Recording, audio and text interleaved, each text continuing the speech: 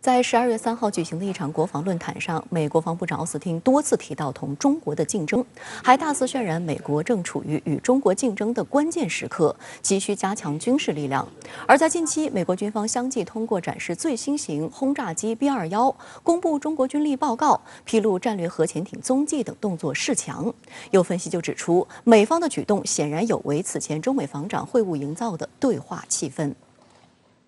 The PRC is the only country with both the will and increasingly the power to reshape its region and the international order to suit. So let me be clear. We will not let that happen. 3号，美国国防部长奥斯汀在加州出席里根国防论坛时，多次提到同中国的竞争，并大肆渲染所谓的中国威胁。他强调，美国正处于和中国竞争的关键时刻，需要军事力量来确保以美国而并非中国的价值观去设定21世纪的全球规范。These next few years will set the terms of our competition with the People's Republic of China, and they will shape the future of security in Europe.And they will determine whether our children and grandchildren inherit an open world of rules and rights. 奥斯汀指出，美国将维持与加强作战优势，强化美军部队力量，建立更具杀伤力、机动性和分布式的兵力态势。同时，美国正以前所未有的方式调整国防预算。奥斯汀呼吁美国会尽快通过总价值近8500亿美元的军费预算，在研发上加大投资。尽管奥斯汀提到，美国国防部也关切俄罗斯将继续军援乌克兰，同时避免升高为美俄之间的战争，但他仍明确，就中俄威胁而言，中国的风险更大。我们讲这个军事上的这些发展，应该是为了国家的安全，为了地区的和平与稳定，为了世界的和平，而不是为了制定什么规则。实际上，对于美方而言，他就是想利用这种霸权来搞他的这种规则。事实上，针对所谓的中国威胁，美国在过去1周里已经采取了一连串强硬动作。就在奥斯汀此次讲话的前一天，美国空军和军工巨头诺斯罗普格鲁曼公司公开展示了最新型被列为最高机密的隐形轰炸机 B-21突袭者。这是时隔34年美国空军新型轰炸机的首次公开亮相。据悉 B-21不仅具有无人模式的飞行能力，其隐身性能还由于采用了最新技术和材料而得到更大的提升。虽然由于其是否能实现研发方面所预计的首飞及投入使用时间有待商榷，但这一次高调展示仍无疑是美军释放的重磅信号。Well, I think weapon systems such as these do demonstrate deterrence value. As we said at the top of the program, the B-21 is capable of evading the most sophisticated defenses. It can carry both conventional and nuclear payloads. It has global reach. 美国在这个时候公布一下它的 B-21，我认为它是在秀肌肉，因为现在中美两国的空军只有中国的轰 6K 和美国的相应的轰炸机是有代差的，所以无非在这块拿出它就是最后一块就是和中国空军存在代差的这个武器装备来炫耀一下而已。另据美国有线电视新闻网报道，美海军首次罕见披露西弗吉尼亚号战略核潜艇停靠迪戈加西亚岛的情况。据悉，此次停靠发生在10月25号至10月31号，但美国海军直到近期才公布，对海上具体行动高度保密。迪戈加西亚岛距离南亚次大陆最南端1900多公里，位处好望角、新加坡、红海、澳大利亚间多条航路的汇合点，战略地位十分重要。报道称，美海军意在通过此举向对手发出信息。此外，美国国防部上月底还发布了1年1度的中国军力报告。这份长196页的报告对中国军事现代化建设妄加臆测和评价。报告指，中国在2021年的测试中发射了约135枚导弹，而作战核弹头的储备已超过400枚，并渲染称，到2035年中国将拥有约1500枚核弹头。报告还有不少篇幅谈论台海局势，称指中国在去年加大对台湾的政治、经济及军事影响，并于台海周围进行更频繁的军事演习。对此，中国外交部发言人以严厉驳斥，称美方的目的不过是为了自己扩张核武库、维持军事霸权寻找借口。也有专家分析，美方发布这份报告，一方面是为了鼓动国内不同党派、不同群体支持对华强硬，形成对华更具冲突性和对抗性的国内共识；另一方面也是想制造威胁，令盟友向自己靠拢，形成更密集的围堵和遏制中国的小圈子。For its part, the United States purports to support a one-China policy, and yet is increasingly treating Taiwan as a security ally. There are assurances by both sides that they do not want to engage in cyber threats or hacking, yet each one of them uses those to a significant extent. So as a result, there's a lack of belief in what the other side says. Each assumes the other is committed to weakening it as a vital strategic necessity. And then finally, I think there are insufficiently compelling common interests between China and the United States that are able to override围绕中美关系，特别是两军关系的发展走向，中外防务专家学者在为期2天的2022年北京香山论坛上广泛讨论。不少声音指，中美之间的差异是可以弥合的，关键在于保持对话，管控分歧。There's no one knows what's going to come in the future. Our job right now is to be able to maintain open dialogue, to be able to prevent the escalation of any sort of conflict. We stand ready to discuss any opportunities we could potentially have to have a dialogue with the People's Republic of China or the People's Liberation Army.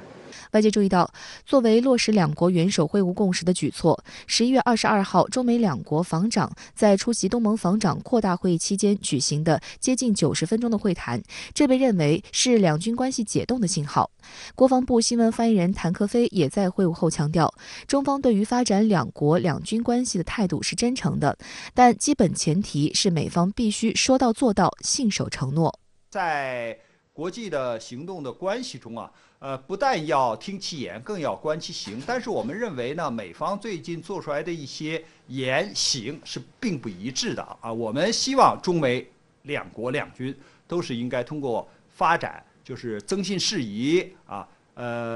加强合作啊，然后呢来维护两军的关系，维护两国的关系。但是我们必须强调，如果把一些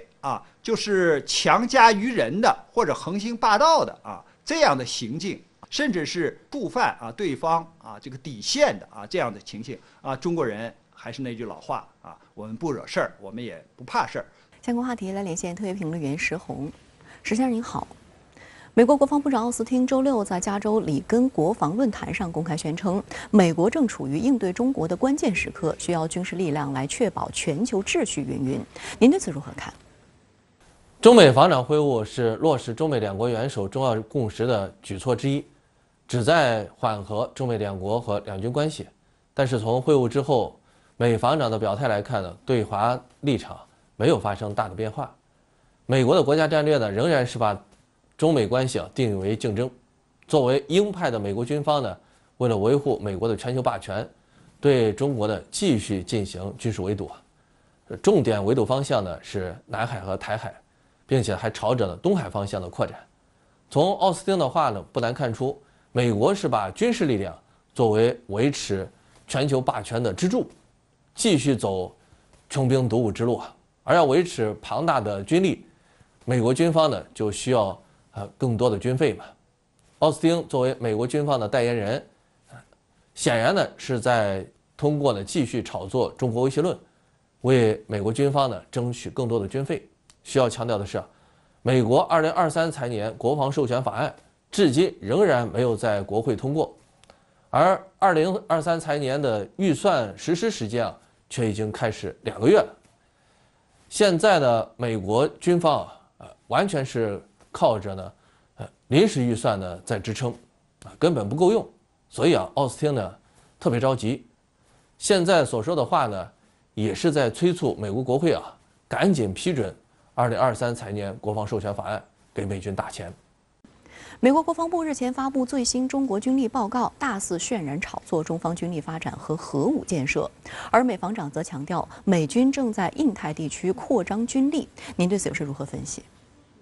美国国防部每年都会出台一版所谓的中国军力报告，目的只有一个，就是通过不断炒作中国威胁论来为美军要钱。不仅如此，所谓的中国军力报告还成为美国联邦政府国会制定和实施对华遏制战略的重要理论依据。美国国防部今年出台的所谓中国军力报告，最值得关注的是大肆渲染中国核武建设。这实际上是美国在为自己更新和扩充核武库找借口。在过去21年时间里边，美国先后退出了反导条约、中导条约，并且对续签新削减战略武器条约态度消极，还通过美英澳奥库斯三边同盟对澳大利亚输出核潜艇技术及核材料，严重破坏全球战略平衡，让国际社会在防止核军备竞赛及核扩散方面的努力付诸东流。通过一系列退群与组建小圈子，美国为自己发展更多更先进的核武器与反导武器扫清了障碍。但美国仍不知足，近年来又大肆渲染中国核武建设，试图进一步提升核武与反导实力。近年来，美军在不断向西太平洋部署战略威慑力量与反导系统，而从奥斯汀的话可以看出，美国接下来会愈发强化针对中国的核威慑与反导能力。美国最新公开新一代 B-21突袭者隐身轰炸机，您觉得有何意图？ B-21是美国寄予厚望的新型隐身轰炸机，将会全面取代美国空军现役 B-1B、B-2、B-52战略轰炸机，大大简化美军轰炸机的型号，减轻美军在轰炸机方面的维护负担。正因如此美军对 B-21的采购数量多达100架以上。美军没有将 B-21称为战略轰炸机，而是称为远程打击轰炸机。这实际上是美军在模糊轰炸机在战略和战术方面的概念，目的是提高轰炸机的使用灵活性。也就是说 B-21是美军应对大国竞争的新型轰炸机，在进行核打击以及远程常规精确打击方面可以做到随意切换。尽管 B-21在尺寸、起飞重量、载弹量、航程等方面都不如美军现役3款战略轰炸机，但其技术性能、突防能力、出动率以及可维护性等方面却要明显超出。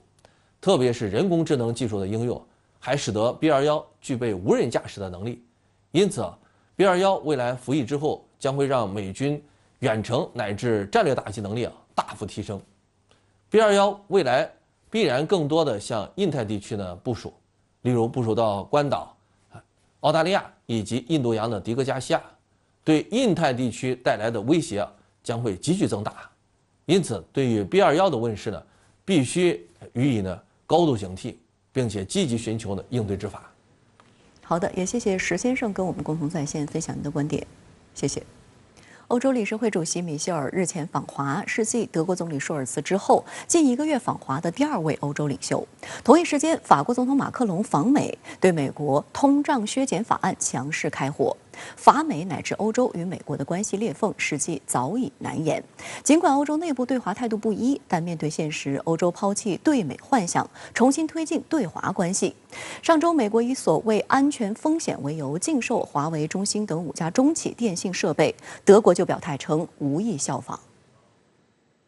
美国联邦通信委员会日前宣布，已通过最终规则，禁止批准进口中国华为和中兴的新电信设备，认为这些设备对其国家安全构成所谓不可接受的风险。中国商务部发言人束觉婷12月1号批评美方泛化国家安全概念，滥用国家力量，恶意打压中国企业。在美国再次恶意打压中企后，德国部分鼓吹减少对华依赖的人，借机施压政府跟随美国步伐。德国经济部发言人12月2号则表明，德国无意效仿美国，对华为等中国电信设备制造商制造的产品颁布大范围禁令，但将持续根据个案做出相关决定。但德国内部也存在对华政策的矛盾心态。12月2号，路透社和多家德媒相继披露了一份名为《内部中国政策指南》的机密文件。这份日期为11月24号的文件显示，由绿党掌控的德国经济部试图继续推进所谓减少对华依赖路径，建议联邦政府加强对包括中国在内部分国家的企业的投资审查，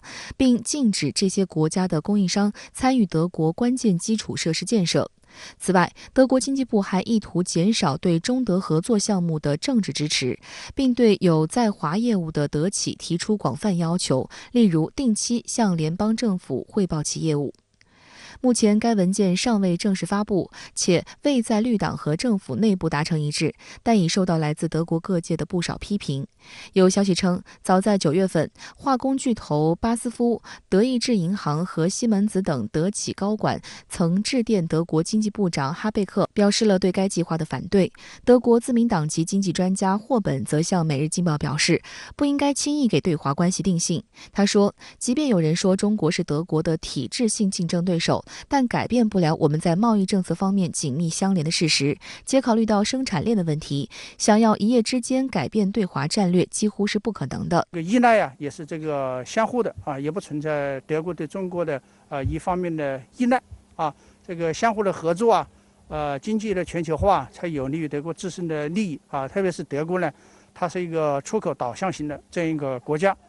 没有这个正常的这个全球的经济规则经济发展也不可能有德国的经济繁荣。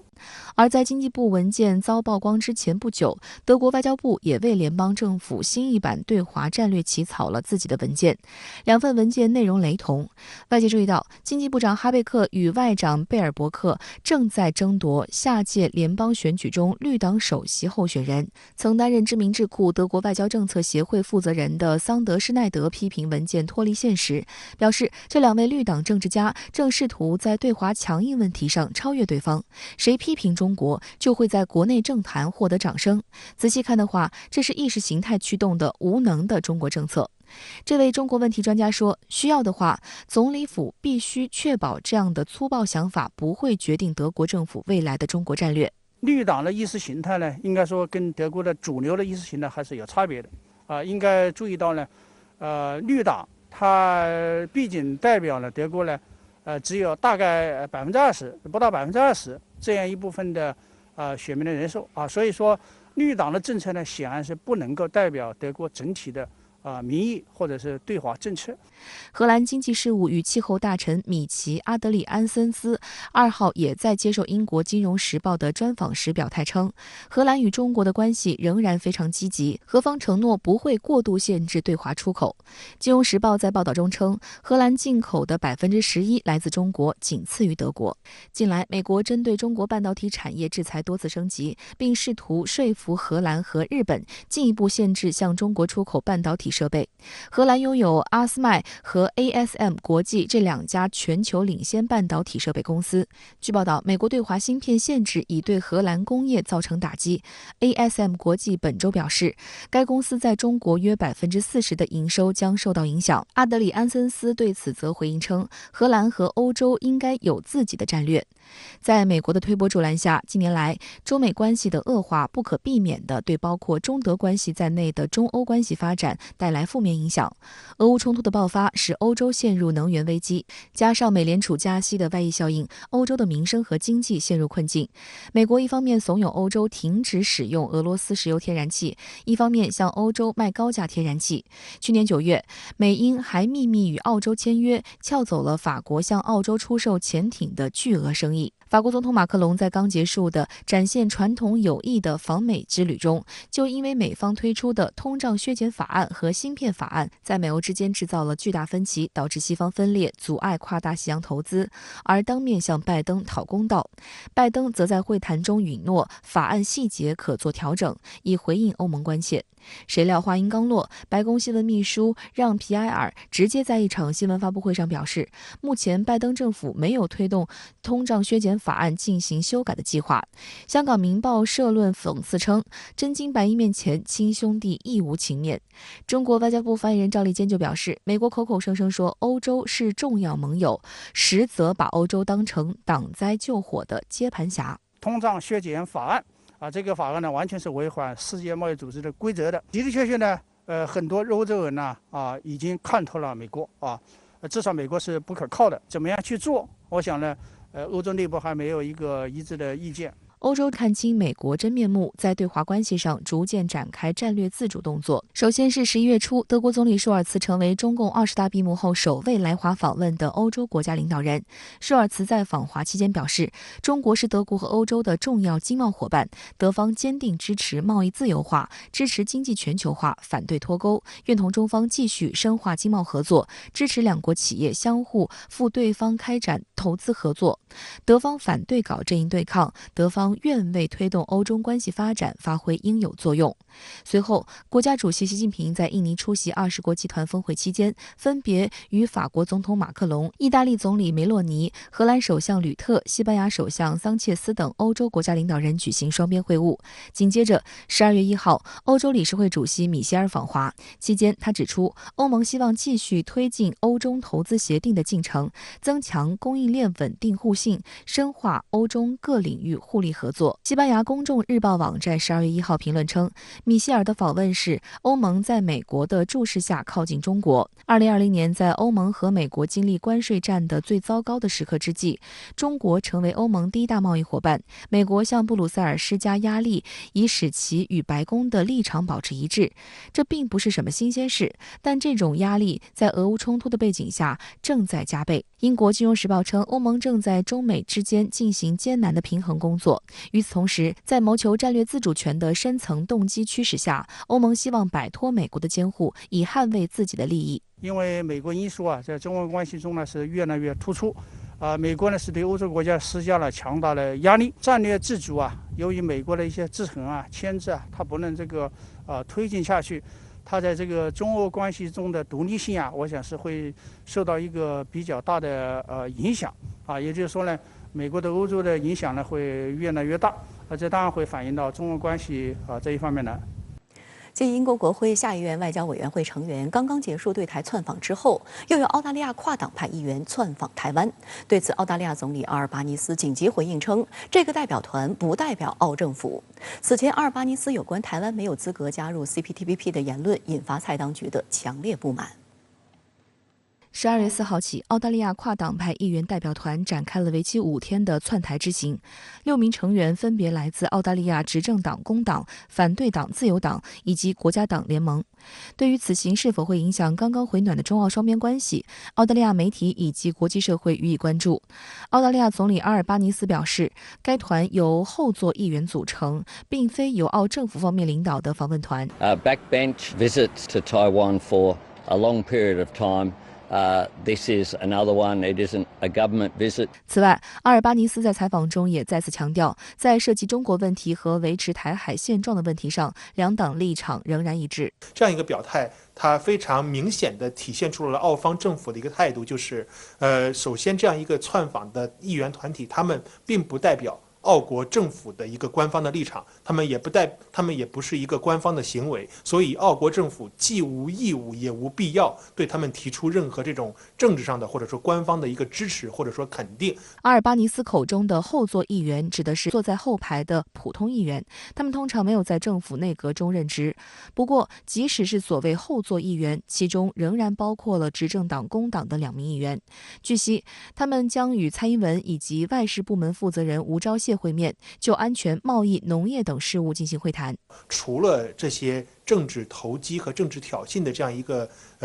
意涵之外呢，我们也看到澳方议员这次的一些行程也带有一些战略试探的一个意涵。他们除了一些直接的一些利益需求之外，很多的时候也是代表着其国内的一些政治力量。事实上，近期澳大利亚总理阿尔巴尼斯就台海议题已经多次亮明澳方态度。11月15号，国家主席习近平在巴厘岛会见阿尔巴尼斯，这是近6年来两国领导人的第一次正式会晤。随后的11月18号，在泰国曼谷出席 APEC 会议期间，阿尔巴尼斯对媒体公开明确表示，全面与进步跨太平洋伙伴关系协定，也就是 CPTPP， 是被公认的国家之间签署的合作协议，而台湾地区不属于此类。他现在也是以一个经济体的身份参加 APEC。Of course, the CPTPP is a relationship between nation states that are recognised.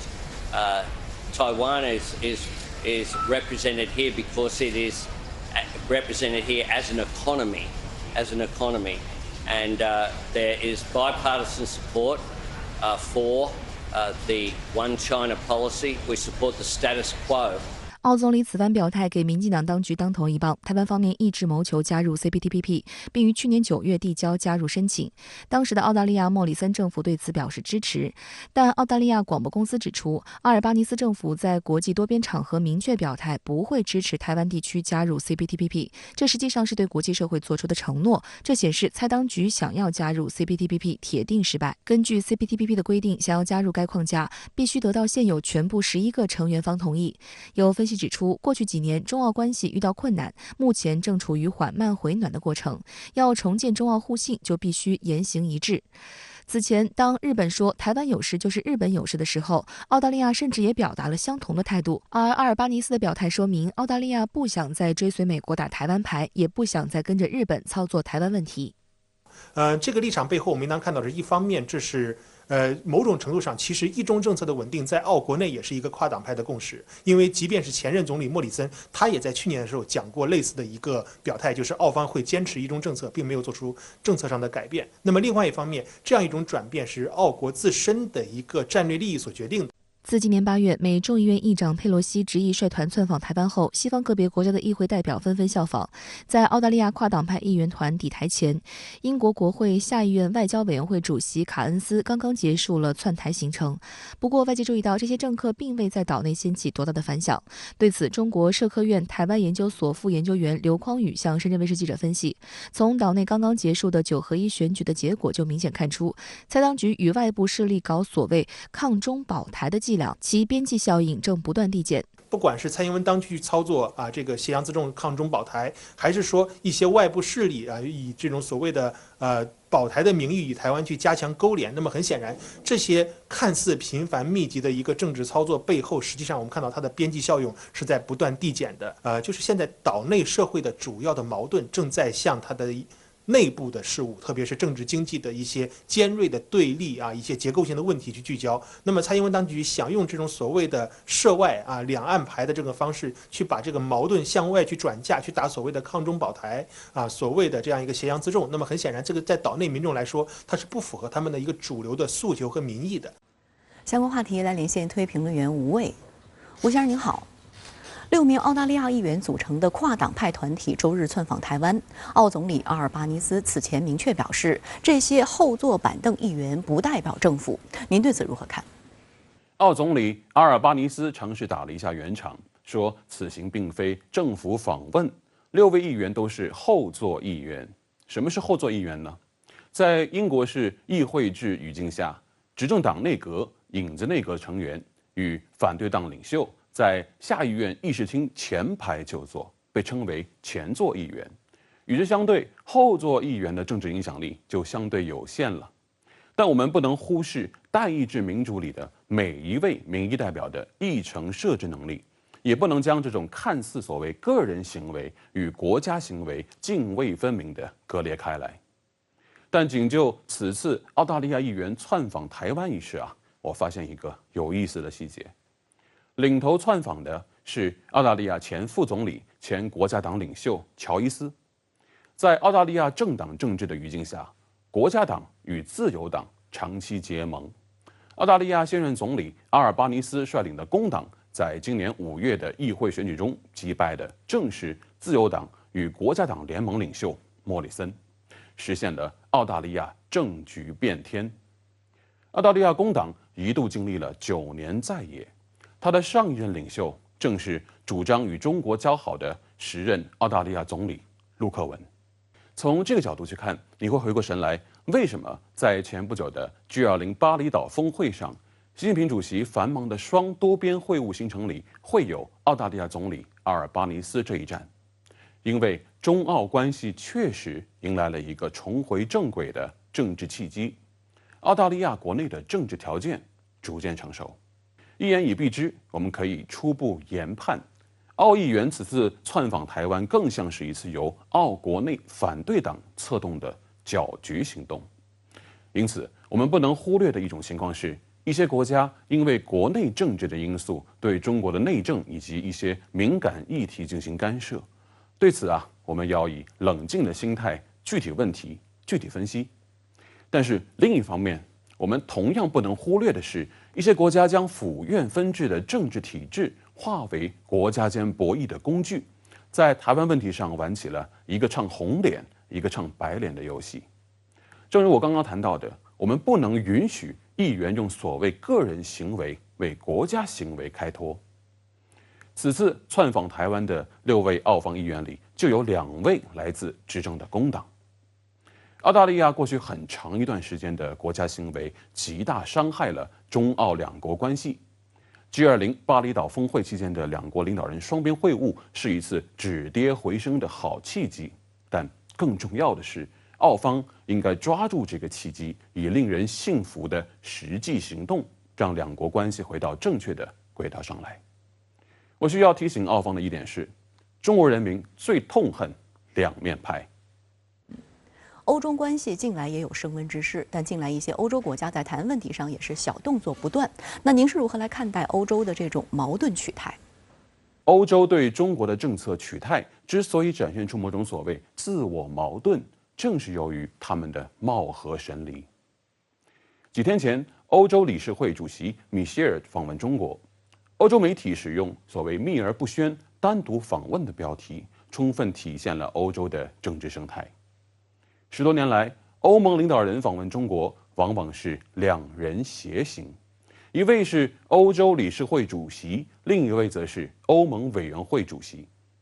两人携行的意义在于，它遵循了欧盟最高决策机构与行政机构之间的统一步调。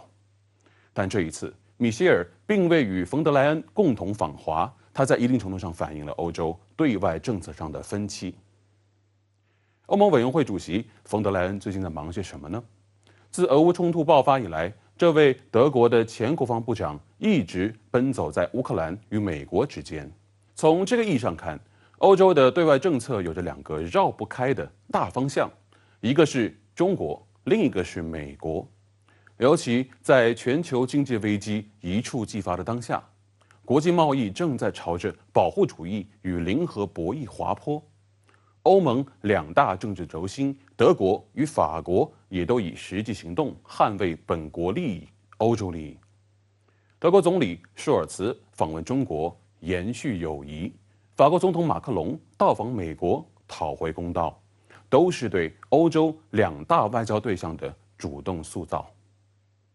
当前世界之变、时代之变、历史之变加速演进，各国都在思考未来之路，欧洲也不例外。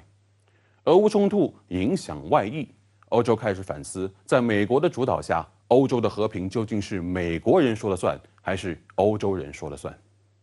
欧洲能源危机加剧，欧洲开始反思与俄罗斯的共生关系是否过于脆弱了。一带一路通达，欧洲开始警惕中国的影响力外溢是否裹挟了某种意识形态输出呢？但无论欧洲如何反思警醒，他们所面临的都是客观而现实的环境，那就是欧洲各国军备废弛，安全议题被迫看美国脸色，欧洲能源结构失衡，远水解不了近渴，俄罗斯是躺在家门口的答案。作为单一市场主体，中国这个贸易伙伴实在是太香了，欧洲足额享受了中国的改革开放红利。是的，欧洲的政策取态很大程度上取决于他们自身的禀赋，受限于前人的历史抉择。在拨开意识形态之争的纷纷扰扰之后我们看到的矛盾欧洲，实则也是务实的欧洲。忠于利益，难道不正是老欧洲的底色吗？好的，也谢谢吴先生跟我们共同在线分享您的观点。谢谢。神舟14号航天员乘组完成全部既定任务返航，于今晚在东风着陆场成功着陆。这是中国载人航天飞船首次在夜间着陆。现场医监医保人员确认，航天员陈冬、刘洋、蔡旭哲身体状态良好。神舟14号载人飞船任务取得圆满成功。19时20分，北京航天飞行控制中心通过地面测控站发出返回指令，神舟14号载人飞船轨道舱与返回舱成功分离。此后，飞船返回制动发动机点火，返回舱与推进舱分离。返回舱成功着陆后，担负搜救回收任务的搜救分队及时发现目标并抵达着陆现场。返回舱舱门打开后，医监医保人员确认航天员身体健康。北京时间12月4号11时01分，神舟14号载人飞船与空间站组合体成功分离。分离前，神舟14号航天员乘组在地面科技人员的配合下，完成了与神舟15号乘组在轨轮换、空间站组合体状态设置、实验数据整理下传、留轨物资清理转运等撤离前各项工作，与神舟15号航天员挥手告别。后续，神舟14号载人飞船返回舱在地面指令控制下择机载入返回。在中国空间站出差183天的航天员陈冬、刘洋、蔡旭哲也踏上回家之旅。